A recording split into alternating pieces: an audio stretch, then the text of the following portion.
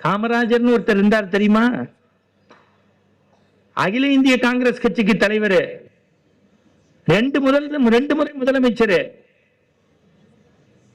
அவர் செத்ததுக்கு பிறகு கையில இருந்தது 60 ரூபாய் பணமும் 6 கதர் சட்டையும்.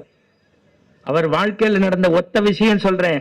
சென்னையில இதோ இந்த தாம்பரத்தை நோக்கி போறாரு சீஃப் மினிஸ்டரா இருக்கும் போது, அவ்வைங்கிற தொடக்க பள்ளியினுடைய விழாவுக்கு போகும்போது சொல்லிட்டாங்க, அந்த பள்ளிக்கூடத்துக்கு அடிக்கல் நாட்டினது ஜீவானந்தம். ஜீவானந்தம் கம்யூனிஸ்ட் கட்சி, இவர் காங்கிரஸ் கட்சி. நேரா ஜீவா வீட்டுக்கு விடுறான்னு. கூட்டணியே இல்லாம கூட்டணியை நேசிச்சிருக்காரு காமராஜர். புரியுதா உங்களுக்கு? ஜீவா கேட்டாராம், ஏன் அவர் இப்ப என் வீட்டுக்கு வராருன்னாராம். உள்ள போய் ஏன் வந்தா என்னன்னாராம். நீ முதலமைச்சர், வந்தா உட்காத்தி வைக்கணும்ல, என் வீட்டுல சேர் இல்லைன்னாராம்.